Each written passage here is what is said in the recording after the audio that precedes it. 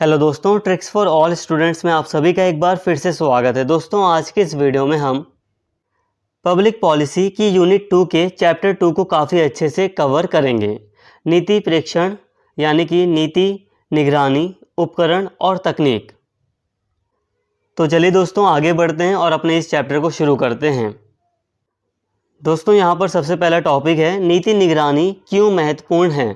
नीति निगरानी का मतलब यह देखना है कि सरकार या किसी संगठन द्वारा बनाई गई नीतियाँ सही तरीके से लागू हो रही है या नहीं और उनके क्या परिणाम आ रहे हैं। यह नीति को अधिक प्रभावी बनाने और समस्याओं को समय रहते ठीक करने में मदद करता है। दोस्तों, बहुत सिंपल है। नीति निगरानी का मतलब यही है कि सरकार या किसी संगठन द्वारा जो नीतियाँ बनाई गई हैं, क्या वो सही से लागू हो रही हैं, क्या वो नीतियाँ सफल हो रही हैं या उन नीतियों का क्या परिणाम सामने आ रहा है। ठीक है, तो मतलब ये देखना ही नीति निगरानी है। नीति निगरानी के फ़ायदे, तो देखिए नीति निगरानी के कई फ़ायदे हैं। जैसे कि नीति निगरानी सुनिश्चित करता है कि नीति सही दिशा में जा रही है।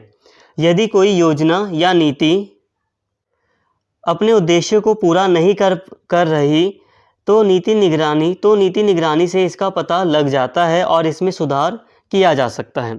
इसके अलावा समस्याओं की पहचान होती है। उदाहरण के लिए, यदि सरकार किसी स्वास्थ्य योजना के तहत गरीबों को मुफ्त इलाज देना चाहती है लेकिन लोगों को इसका लाभ नहीं मिल रहा, तो निगरानी से पता चलेगा कि दिक्कत कहाँ है। बजट की कमी है, सही प्रचार ना होना या कुछ और। तो दोस्तों, नीति निगरानी का मतलब आपको समझ में आया होगा। नीति निगरानी का मतलब यही है कि ये देखना कि जो नीति है क्या वो सही से लागू हो रही है या नीति के क्या परिणाम सामने आ रहे हैं। तो नीति निगरानी का यहाँ पर एक लाभ ये बताया गया है कि नीति निगरानी सुनिश्चित करता है कि नीति सही दिशा में जा रही है। कहने का मतलब ये है कि नीति निगरानी से ये पता चल जाता है कि नीति किस तरह से मतलब जो नीति है उसके क्या परिणाम आ रहे हैं।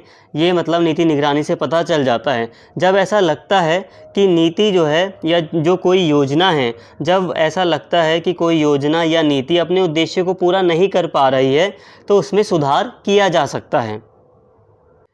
इसके अलावा नीति निगरानी समस्याओं की पहचान करने में मदद करता है। मतलब कोई नीति सरकार के द्वारा लागू की गई है और अगर वो नीति मतलब सफल नहीं हो रही तो नीति निगरानी से जो समस्या है उसकी आसानी से पहचान की जा सकती है। यहाँ उदाहरण देकर भी बताया गया है कि अगर मान लीजिए कि जो सरकार है वो किसी स्वास्थ्य योजना के तहत गरीबों को मुफ्त इलाज देना चाहती है लेकिन लोगों को इसका लाभ नहीं मिल रहा, तो निगरानी से पता चलेगा कि दिक्कत कहाँ है, कि बजट में कमी है या सही से प्रचार नहीं किया गया या कहीं मतलब किसी डिपार्टमेंट के द्वारा भ्रष्टाचार किया गया है। तो जो भी मतलब समस्या है उसकी पहचान आसानी से की जा सकती है। इसके अलावा जवाबदेही और पारदर्शिता बढ़ती है। इससे जनता को पता चलता है कि सरकारी योजनाएं कैसे लागू हो रही हैं और उनका असर क्या है। तो दोस्तों, नीति निगरानी से जवाबदेही और पारदर्शिता बढ़ती है। इसके अलावा सुधार और नीतियों का विकास आसान होता है। यदि कोई नीति पूरी तरह सफल नहीं हो रही है तो निगरानी से यह पता चलता है कि क्या बदला जाए ताकि यह बेहतर काम करे। मतलब यही है दोस्तों कि नीति निगरानी एक तरह से जांच कर लेती है कि नीति कहाँ पर मतलब नीति किस तरह से लागू हो रही है, नीति के क्या परिणाम सामने आ रहे हैं, नीति में कहाँ कमी दिख रही है। ठीक है, तो मतलब कई सारी जो चीज़ें हैं उनकी जांच नीति निगरानी के द्वारा हो जाती है। मतलब समस्या वगैरह मतलब नीति जो लागू की गई है उसमें क्या समस्या है इसकी पहचान भी नीति निगरानी के द्वारा आसानी से किया जाता है। तो इसके चलते सुधार और नीतियों का विकास आसान होता है। मतलब नीति में आसानी से सुधार किया जा सकता है। तो अभी दोस्तों हमने बस नीति निगरानी के मतलब को समझा, नीति निगरानी के क्या फ़ायदे हैं। ठीक है, हमने इसको यहाँ पर समझा। अभी दोस्तों हमें कई सारे पॉइंट्स को कवर करना है जो कि नीति निगरानी से संबंधित हैं। अभी जितने भी पॉइंट्स हैं दोस्तों नीति निगरानी से संबंधित, जब हम उनको पढ़ेंगे तो और भी अच्छे से आपको नीति निगरानी वाला ये टॉपिक आपको और अच्छे से क्लियर होगा। तो अब यहाँ पर हम बात कर रहे हैं कि कैसे की जाती है नीति निगरानी। तो हितधारकों की भागीदारी यानी उन लोगों से सीधे बात करना जिन पर नीति का असर पड़ता है। जैसे स्वच्छ भारत मिशन के तहत कई जगह शौचालय बनाए गए, लेकिन पानी की कमी के कारण लोग उनका इस्तेमाल नहीं कर पा रहे थे। जब अधिकारियों ने लोगों से बातचीत की तो समस्या समझ आई और पानी की व्यवस्था कराई गई। मतलब टॉपिक का मतलब पहले आपको समझ में आना चाहिए कि इसका मतलब यहाँ पर कैसे की जाती है नीति निगरानी। इसका मतलब यहाँ पर सिंपल सा है कि नीति निगरानी कैसे की जाती है। और नीति निगरानी का मतलब तो आपको पता ही है। आप इसे यूँ भी समझ सकते हैं कि किस तरह से एक नीति की अच्छे से जांच की जाती है कि नीति का क्या रिजल्ट सामने आ रहा है, नीति के क्या परिणाम सामने आ रहे हैं, नीति कितनी सफल हो रही है, कितनी असफल हो रही है, क्या समस्याएं सामने आ रही हैं। तो यही नीति निगरानी है। तो नीति निगरानी कैसे की जाती है, तो पहला पॉइंट यहाँ पर बताया गया है कि हितधारकों की भागीदारी, मतलब जिन पर नीति का असर हो रहा है उन्हीं से डायरेक्ट पूछ लिया जाता है कि आपको इस नीति से मतलब क्या लाभ हो रहा है, क्या आपको लग रहा है कि इसमें कोई कमी है। इसके अलावा डेटा इकट्ठा करना और विश्लेषण करना, आंकड़ों के आधार पर देखा जाता है कि नीति के क्या प्रभाव हो रहे हैं। तो दोस्तों नीति निगरानी डेटा के आधार पर भी की जाती है। डेटा इकट्ठा किया जाता है, कई सारे मतलब आंकड़े इकट्ठे किए जाते हैं, उनका विश्लेषण किया जाता है, उन आंकड़ों को देखा जाता है और फिर एक मतलब आंकड़ों को देखकर ये पता लगाया जाता है कि नीति के क्या प्रभाव हो रहे हैं, मतलब नीति कितनी सफल हो रही है। यहाँ दोस्तों उदाहरण दिया गया है। उदाहरण, यदि कोई सरकार बेरोजगारी कम करने के लिए योजना बना रही है तो निगरानी के लिए यह देखा जाएगा कि कितने लोगों को रोजगार मिला और उनकी आय में क्या बदलाव आया। इसके अलावा तकनीकी उपकरणों का उपयोग, नीति निगरानी में तकनीकी उपकरणों का भी प्रयोग किया जाता है। आधुनिक प्रौद्योगिकियों यानी कि आधुनिक तकनीकों जैसे कंप्यूटरीकृत डाटाबेस और सांख्यिकीय सॉफ्टवेयर जैसे SPSS, सामाजिक विज्ञान के लिए सांख्यिकीय पैकेज और SAS सांख्यिकीय विश्लेषण प्रणाली ने नीति निगरानी में और अधिक क्रांति ला दी है। तो दोस्तों यहाँ पर कुछ तकनीकी उपकरण बताए गए हैं, यानी कि जो आधुनिक तकनीक है उनका प्रयोग करके भी नीति निगरानी की जाती है और ये काफ़ी ज़्यादा सहायक है नीति निगरानी के लिए।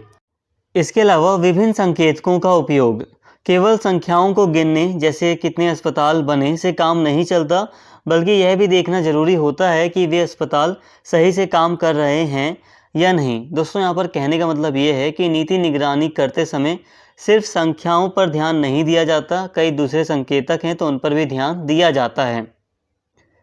अब देखिए दोस्तों, सिर्फ आंकड़ों पर भरोसा करने से गड़बड़ी हो सकती है। मतलब यहाँ पर अभी जो हमने पॉइंट समझा कि नीति निगरानी करते समय केवल संख्याओं पर ध्यान नहीं दिया जाता, बल्कि वो नीति ज़मीनी स्तर पर कैसे काम कर रही है ये भी देखा जाता है। जैसे यहाँ पर उदाहरण दिया गया था कि जैसे कितने अस्पताल बने, सिर्फ ये नहीं देखा जाएगा, ये भी देखा जाएगा कि उन अस्पतालों में मतलब स्वास्थ्य सुविधाएं किस तरह से दी जा रही हैं, वो अस्पताल कैसे काम कर रहे हैं, सही से काम कर रहे हैं या नहीं कर रहे, इन पर भी ध्यान दिया जाता है। अगर सिर्फ संख्याओं को गिना जाएगा तो ये किस तरह से समस्या हो सकती है। तो यहाँ पर देखिए, यहाँ पे बताया गया है, यदि केवल यह देखा जाए कि कितने शौचालय बनाए गए हैं लेकिन यह ना देखा जाए कि लोग उनका इस्तेमाल कर भी रहे हैं या नहीं, तो नीति सही दिशा में नहीं जाएगी। इसी को बीन काउंटिंग कहा जाता है, यानी केवल गिनती करना बिना यह देखे कि असल में नीति का असर क्या हो रहा है। इसलिए नीति निगरानी में आंकड़ों के साथ साथ ज़मीनी हकीकत को भी समझना ज़रूरी होता है। आई होप ये पॉइंट आपको समझ में आया होगा। यहाँ पे दोस्तों सारे पॉइंट्स मैंने बहुत ही सरल शब्दों में यहाँ पर आपके लिए लिखे हैं। उम्मीद करता हूँ आपको सारी बातें यहाँ पे समझ में आ रही होंगी। निष्कर्ष, नीति निगरानी से सरकार और संगठनों को यह पता चलता है कि उनकी योजनाएं सही से लागू हो रही हैं या नहीं। यह समस्याओं को पहचानने, सुधार करने और नीतियों को अधिक प्रभावी बनाने में मदद करता है। नीति निगरानी के बिना नीतियां बेअसर हो सकती हैं और जनता को उनका सही लाभ नहीं मिल पाता। तो दोस्तों यहाँ पर अभी हमने नीति निगरानी को समझा। यहाँ पर अभी हमने समझा कि नीति निगरानी कैसे की जाती है। अब यहाँ पर हम बात करते हैं नीति निगरानी में भौगोलिक सूचना प्रणाली की, GIS यानी कि ज्योग्राफिक इंफॉर्मेशन सिस्टम। GIS भौगोलिक सूचना प्रणाली क्या है? तो देखिए दोस्तों, ज्योग्राफिक इंफॉर्मेशन सिस्टम यानी कि भौगोलिक सूचना प्रणाली एक तरह का स्मार्ट नक्शा है जो हमें सिर्फ सड़कें और शहर नहीं बल्कि बहुत कुछ दिखा सकता है। यह हमें बताता है कि कहाँ कितनी आबादी है, कौन से इलाके बाढ़ग्रस्त हो सकते हैं, कहाँ नए स्कूल या अस्पताल की ज़रूरत है और भी बहुत कुछ। GIS कई परतों में जानकारी दिखाता है जिससे हमें चीज़ों को बेहतर समझने और सही फैसले लेने में मदद मिलती है। दोस्तों बहुत सिंपल है, भौगोलिक सूचना प्रणाली के ज़रिए हम मतलब अगर हम नक्शे के द्वारा किसी क्षेत्र को देख रहे हैं तो उस क्षेत्र से संबंधित हमें कई सारी जानकारी मिलती है। देखिए दोस्तों, भौगोलिक सूचना प्रणाली एक तरह का स्मार्ट नक्शा है। यह ना केवल हमें किसी इलाके का, किसी क्षेत्र का नक्शा दिखाता है बल्कि उस इलाके से संबंधित कई अन्य जानकारी भी हमें प्रदान करता है। जैसे कि यह हमें बताता है कि कहाँ कितनी आबादी है, कौन से इलाके बाढ़ग्रस्त हो सकते हैं, कहाँ नए स्कूल या अस्पताल की ज़रूरत है और भी बहुत कुछ। मतलब दोस्तों बिल्कुल सिंपल है कि भौगोलिक सूचना प्रणाली की मदद से हम किसी इलाके का नक्शा देख सकते हैं। हम देख सकते हैं कि किसी इलाके में कहाँ सड़कें जा रही हैं, कहाँ गलियां हैं, कहाँ घर बने हुए हैं। लेकिन साथ में ही हम कुछ दूसरी जानकारी भी प्राप्त कर सकते हैं, जैसे कि किसी इलाके में कितने स्कूल हैं, कितने अस्पताल हैं और भी कुछ जानकारी हम प्राप्त कर सकते हैं। GIS का उपयोग कहाँ कहाँ होता है, यानी कि ज्योग्राफिक इंफॉर्मेशन सिस्टम यानी कि भौगोलिक सूचना प्रणाली का उपयोग कहाँ कहाँ होता है। तो देखिए, जल प्रबंधन, अटल भूजल योजना के तहत, यहाँ पे भारत का एग्जाम्पल दिया गया है। अटल भूजल योजना के तहत GIS से पानी के स्तर की निगरानी की जाती है ताकि सूखा प्रभावित इलाकों में जल प्रबंधन किया जा सके। मतलब जल प्रबंधन में ये उपयोगी है। इसके अलावा आपदा प्रबंधन में यह हमें यह बताने में मदद करता है कि किन इलाकों में बाढ़, भूकंप या तूफान का खतरा ज़्यादा है ताकि सरकार पहले से तैयारी कर सके। तो दोस्तों, आपदा प्रबंधन में भी ये मदद करता है। इसके अलावा शहरी विकास, GIS से पता लगाया जाता है कि शहर में कौन से इलाके सबसे ज़्यादा भीड़भाड़ वाले हैं, कहाँ नई सड़कें या पुल बनाने चाहिए और कौन से क्षेत्र हरियाली के लिए बचाए जा सकते हैं। इसके अलावा सामाजिक योजनाएं, यह बताने में मदद करता है कि किन इलाकों में लोग गरीब हैं, कहाँ स्कूल और अस्पताल कम हैं, जिससे सरकार वहाँ प्राथमिकता से योजनाएं लागू कर सकती है। इसके अलावा ये कई अन्य क्षेत्र में भी इसका उपयोग किया जाता है। तो दोस्तों, GIS का उपयोग कई सारे कार्यों में किया जाता है। GIS कई तरह से मदद करता है। लेकिन दोस्तों, यहाँ पर कई बच्चे कंफ्यूज हो रहे होंगे कि ये इन्फॉर्मेशन कैसे देता है, कई सारी मतलब किसी इलाके से संबंधित ये इन्फॉर्मेशन कैसे देता है। तो देखिए दोस्तों, GIS पर कई सारी इन्फॉर्मेशन, कई सारा डेटा किसी क्षेत्र से संबंधित समय समय पर डाला जाता रहता है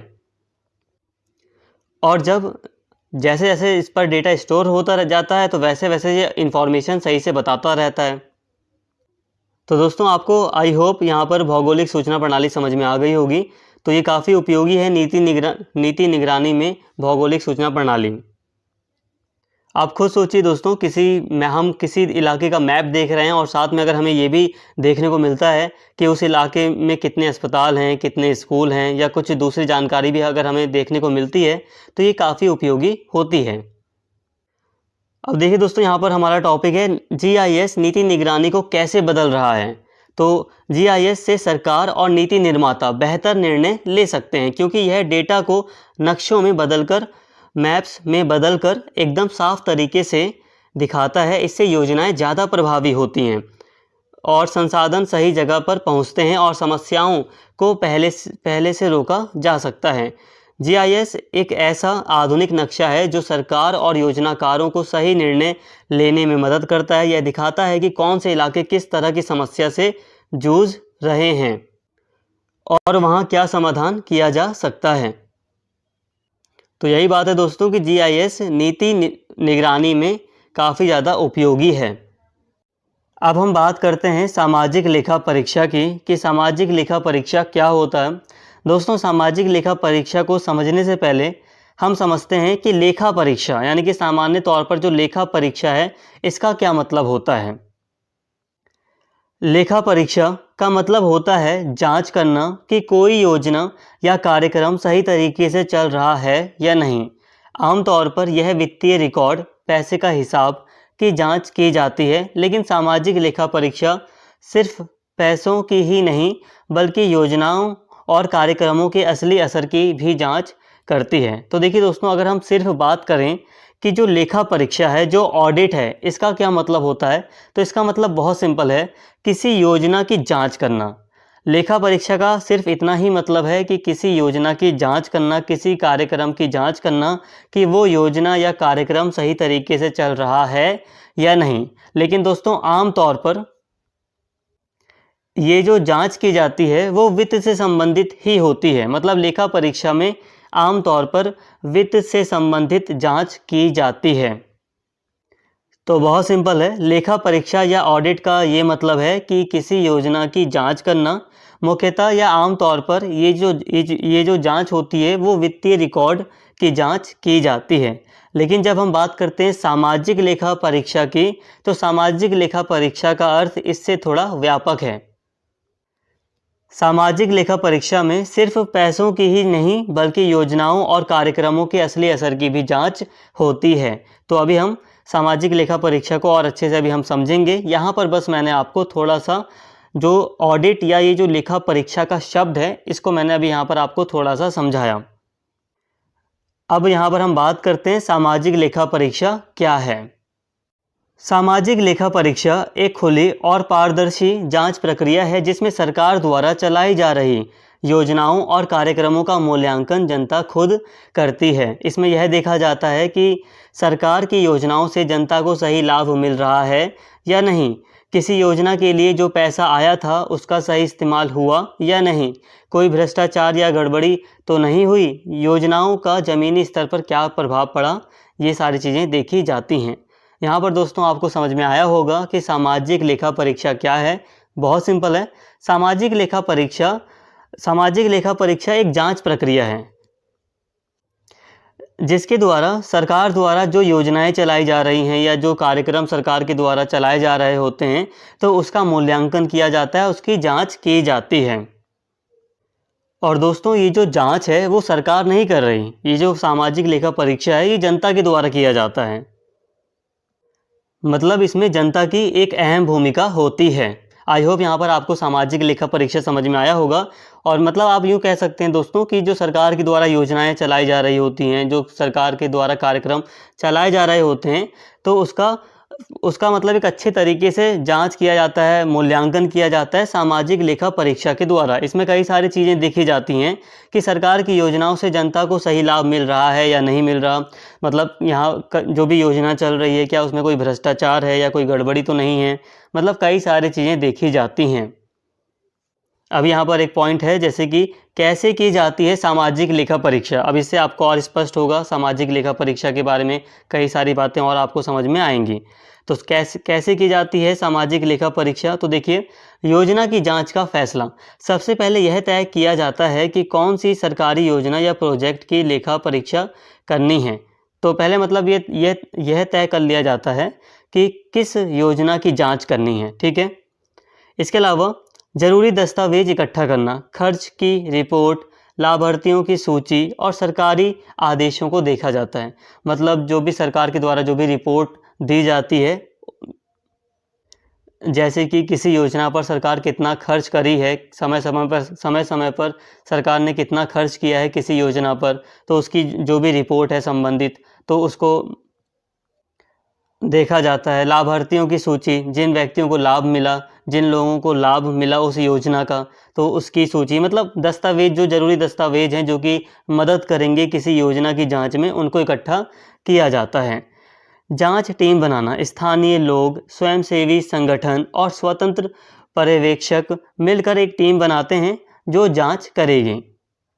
मतलब दोस्तों कई बार जो स्थानीय लोग होते हैं उनके द्वारा ये जांच की जाती है। कई बार स्वयंसेवी संगठन, कई सारे एनजीओज वगैरह होते हैं, ठीक है, कई सारे स्वतंत्र पर्यवेक्षक इन योजनाओं की जांच करते हैं या मिलकर एक टीम बनाते हैं जो जांच करती है। ज़मीनी हकीकत की जांच, टीम गांव में जाकर देखती है कि जो चीज़ें कागज़ों में लिखी हैं वो असल में लागू हुई या नहीं। मतलब स्थानीय लोगों या जो स्वयंसेवी संगठनों और स्वतंत्र पर्यवेक्षकों की जो टीम होती है जो जांच करती है योजना की, तो वो ज़मीनी स्तर पर भी जांच करती है। जैसे कि किसी योजना को किसी गांव में लागू किया गया, तो टीम जो होती है, जो जांच करने वाली टीम होती है, वो गांव में जाकर भी ये देखती है कि क्या हकीकत में वो योजना सही से लागू हुई है या नहीं, उसका क्या प्रभाव पड़ा है। जनता की खुली बैठक, गांव की सभा में सभी लोग मिलकर यह चर्चा करते हैं कि योजना ठीक से लागू हुई या नहीं। अगर कोई गड़बड़ी होती है तो अधिकारी से जवाब मांगा जाता है। रिपोर्ट तैयार होती है। पूरी जांच के बाद रिपोर्ट बनाई जाती है और सुधार के सुझाव दिए जाते हैं। तो दोस्तों इस तरह सामाजिक लेखा परीक्षा की जाती है। तो इस टॉपिक में आपने समझा कि किस तरह से जो सरकार की योजनाएं होती हैं, सरकार के द्वारा चलाए जा रहे जो कार्यक्रम होते हैं, उनकी किस तरह से सामाजिक लेखा परीक्षा की जाती है। मतलब इसमें समाज का एक इम्पॉर्टेंट भूमिका थी, एक महत्वपूर्ण भूमिका थी, इसलिए यहाँ पर ये शब्द आया है सामाजिक लेखा परीक्षा। अब यहाँ पर उदाहरण भी दिया गया है, मनरेगा का उदाहरण यहाँ पर दिया गया है। महात्मा गांधी राष्ट्रीय ग्रामीण रोजगार गारंटी अधिनियम के तहत सरकार ग्रामीण लोगों को 100 दिन का रोजगार देने का वादा करती है, लेकिन अगर किसी गांव में लोग शिकायत करें कि उन्हें काम नहीं मिला या मजदूरी कम मिली, तो सामाजिक लेखा परीक्षा के जरिए इसकी जांच की जाती है या की जा सकती है। सामाजिक लेखा परीक्षा एक महत्वपूर्ण तरीका है जिससे यह सुनिश्चित किया जाता है कि सरकार की नीतियां और योजनाएं ईमानदारी से, पारदर्शिता के साथ और सही तरीके से लागू की जा रही हैं। यह नीति निगरानी में बहुत उपयोगी साबित होती है। कहने का मतलब दोस्तों यही है कि सामाजिक लेखा परीक्षा एक महत्वपूर्ण तरीका है जो सुनिश्चित करता है कि सरकार की जो नीतियाँ और जो योजनाएँ हैं वो ईमानदारी से, पारदर्शिता के साथ और सही तरीके से लागू हों। आगे का यहाँ पर ये जो पॉइंट है, ये जो टॉपिक है, इसमें यही बातें बताई गई हैं कि सामाजिक लेखा परीक्षा नीति निगरानी में कैसे मदद करती है। तो देखिए दोस्तों, पहला पॉइंट है पारदर्शिता बढ़ाती है। सामाजिक ऑडिट यह सुनिश्चित करता है कि सरकारी योजनाओं की जानकारी सबको मिले और कोई भी जानकारी छिपाई ना जाए। दोस्तों मतलब यह है कि जो सामाजिक लेखा परीक्षा है वो पारदर्शिता को, ट्रांसपेरेंसी को बढ़ाता है। कैसे? तो देखिए, जो सामाजिक लेखा परीक्षा है वो ये सुनिश्चित करता है कि जो सरकारी योजनाएं हैं उनकी जानकारी सभी को मिले, किसी से कोई जानकारी छिपाई ना जाए। तो जब पारदर्शिता होगी तो योजनाएं अच्छे से लागू होंगी। यहाँ उदाहरण दिया गया है, जैसे कि राजस्थान में जब राशन वितरण की जांच की गई तो पता चला कि कई गरीब परिवारों को राशन नहीं मिल रहा था, जबकि कागजों में उनका नाम था। इससे भ्रष्टाचार उजागर हुआ और सुधार किए गए। तो दोस्तों पारदर्शिता से यही होता है कि जो भी नीति है, जो भी योजना है, उसके सफल होने के चांस अधिक होते हैं, क्योंकि पारदर्शिता से अगर कहीं भी कोई भ्रष्टाचार देखा जाता है तो उसमें सुधार किया जाता है, जिससे योजना के सफल होने के चांस भी अधिक होते हैं। तो पारदर्शिता एक बहुत इंपॉर्टेंट चीज़ है। तो सामाजिक लेखा परीक्षा नीति निगरानी में मदद करता है। कैसे मदद करता है? कि ये पारदर्शिता को बढ़ाता है, ठीक है। इसके अलावा जवाबदेही को भी ये बढ़ाता है। जब जनता खुद सरकारी योजनाओं की जांच करती है तो सरकारी अधिकारी गलतियों और गड़बड़ियों का जवाब देने के लिए मजबूर होते हैं। उदाहरण, आंध्र प्रदेश में जब मनरेगा योजना की जांच हुई तो पता चला कि मजदूरों को कम पैसे दिए जा रहे हैं। सामाजिक लेखा परीक्षा के बाद गलती सुधारी गई और मजदूरों को सही मजदूरी मिली। मतलब ये जवाबदेही को बढ़ाता है सामाजिक लेखा परीक्षा। इसके अलावा संसाधनों के सही उपयोग को सुनिश्चित करना।